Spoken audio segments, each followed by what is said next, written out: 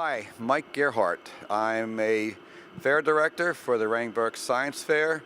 We've been in operation for 63 years, and we just recently found out we are known all over as one of the best regional science fairs in the state of Pennsylvania.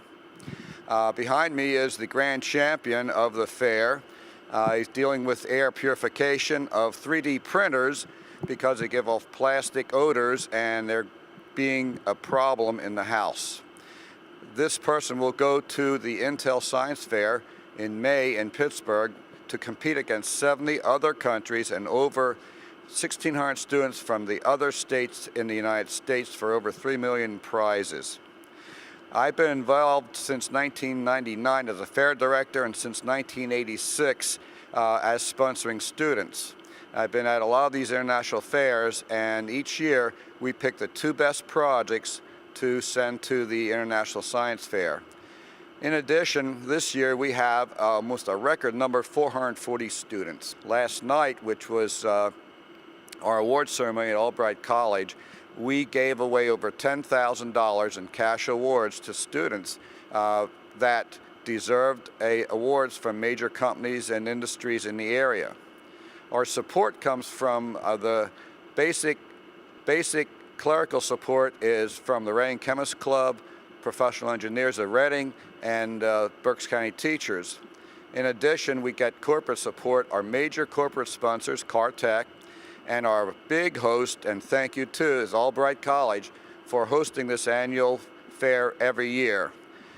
Each student in their school does a project per teacher directions, and after they clear their local fair, which we call a feeder fair, they then enter this fair, and we have about 90 professional judges come in and interview the students, and they decide on the best placement from 1 to 5, an honorable mention.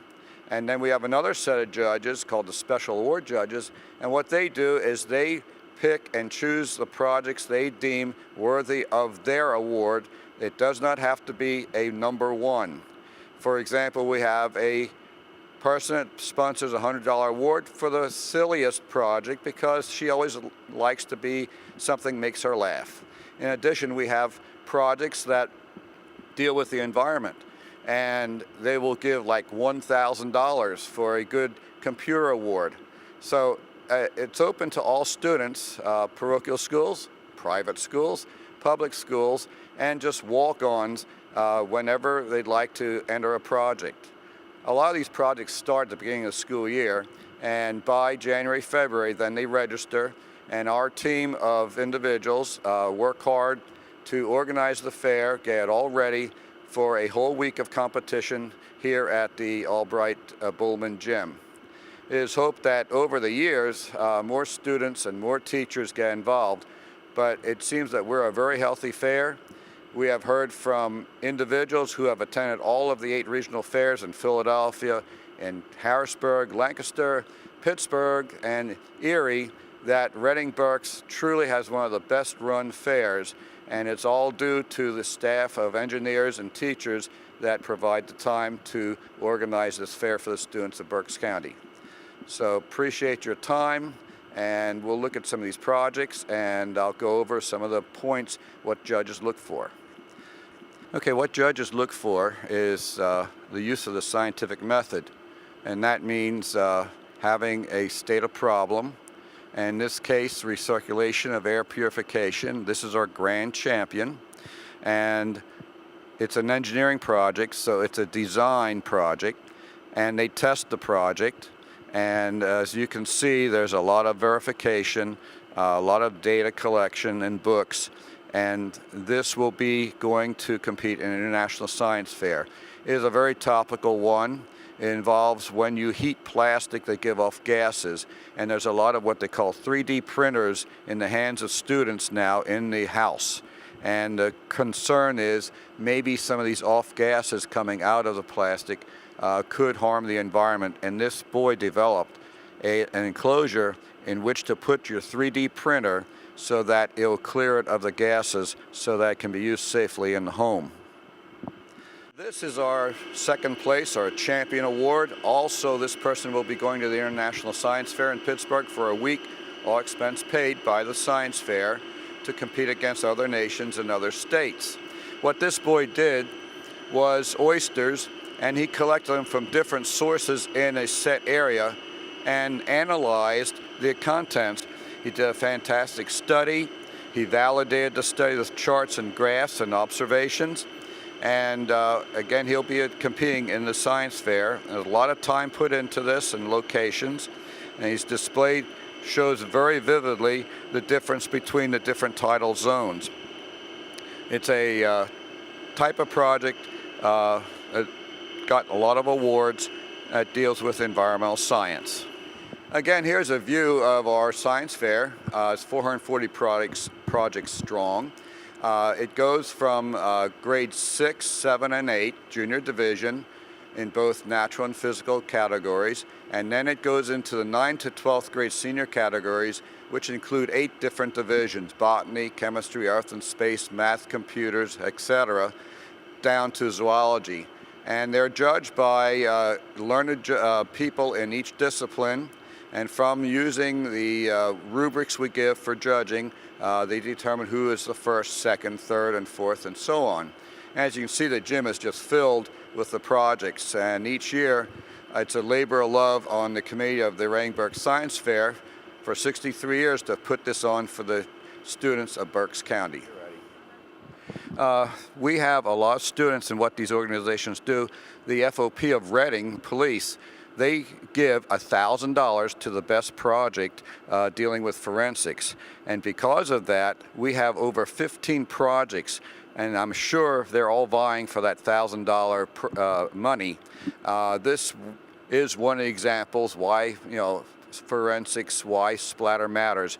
And we had a Sergeant Rentschler from the Reading Police Department come around for the whole day and interview the students and decide on one student who is deserving of their $1,000 award.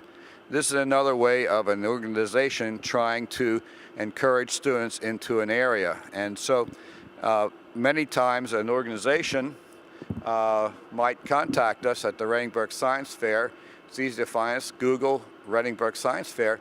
And if your organization wants to encourage engineering, environmental science, whatever, contact us. You determine the amounts, and you determine to what kind of degree of project they want to have. And when we have a science fair, you come out and you award what you want to which student you want. And if you feel you want to encourage them into a certain area, you are free to do. And right now we have over $10,000 in organization awards to give to students, and the more the better. Here we are. It's a 6th grade project, and I always say if the student really loves doing a project, they have to love the idea. And obviously this person likes Taylor Swift and did an experiment to see which music can you study best. And one thing happened was Taylor Swift is not at the top for studying and listening, but they proved it out. But typical students, many times, to do a project, take on something they really like: dogs, cats. Sometimes they like the harder sciences, but in this case they like music, so do it with music. Here's another example. It's a grade 6 project, but as I said prior, they do what they like. And obviously this young lady loves nail polish, and so she dealt with the topic of nail polish remover.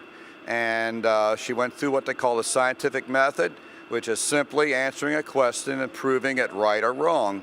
And so in this backboard, using nail polishes and some photographs here, you can see that she found some that work better and some that not, such as Consumer Reports does all the time. And here we're at looks like a grade 7 project. And can you guess why they'd want to do this with this winter we endured? Obviously, cold never bothered me, and they did an experiment dealing with that. As I said, the junior division really takes on projects that they really would love to do, and this is a typical of one of them. There's the grade 6 champion. It's hard to believe, but this person dealt with robotics and detecting by visual means, and as you can see on the backboard, plotted out to show what visual areas this little robotic maneuvering vehicle can do. And because of the interviews, and she understood this whole concept, many times mother and father want to get involved, she had to explain it to judges without anyone present, and she was awarded the grand champion, or champion of grade 6. All right, here is one of the ones I was talking about earlier. A person gave us $100 to go to something that just was cute, because they don't really have the heavy science involved. And here's one that says, not just an udder experiment. And there's the cow and the udder. And even though they dealt with it, the awarded one was money from this person in memory of another person. And here's another example where if you have loved ones who are involved in the sciences, this was a former fair director who passed on. In his memory, she presents this award. And that's another case besides an organization. If you want to present in memory of and spell out exactly what you want it to be, it will go to someone, and maybe it'll encourage them into the sciences and technology in the future. Here's the 8th grade champion. Deals with bridge building. Now, a lot of students like to do putting together models, but it's done very well. We call it a tight experiment. It has a good direction and good conclusion. And overall, the judges will look at that, and there's a lot of good projects every year, so it's very hard to judge a junior division. But the idea is to come with something unique or a little different way of dealing with, in this case, bridge building, which is a very current topic about bridge structures. And over the years, as we stated, these students come up with different ideas, and some of them are every year. I have some parents here that the students will be in year after year, 6 straight years. And I always tell parents and the students this plays well on college or transcripts when they want to apply, because very few students involve themselves in science fairs, and it really does put them to the top. And I could tell in hours of how many got into schools they did not think they qualified for, but science fair projects really put them over the top, because it's something that shows how they can stand their ground without being in the school, with some research they did, and what more can you say that this is college material. So over the years, parents have told me over and over, I can't believe they got in because, and it was, the science fair project. Okay, finishing up back where we started with the grand champion of the fair in senior division. He is a senior.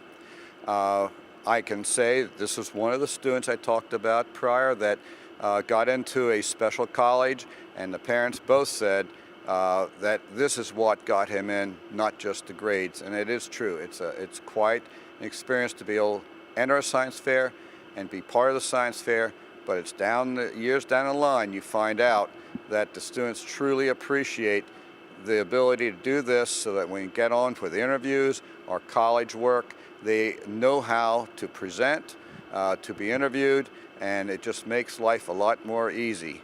And I must say, most of these students did not do this on their own. They were through mandates in the school because of STEM programs and the like, but down the line, as we say, this will become something in a memory. They'll say thank you.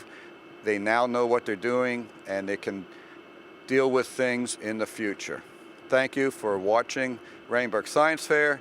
Next year it'll be at Albright again, and we always have it during spring break, so it'll be always sometime in March. And if you have sons and daughters and they're sitting at home and watching, saying, maybe we should think about it, go to our website at rainburgsciencefair.org, and there's information there to enter. Thank you.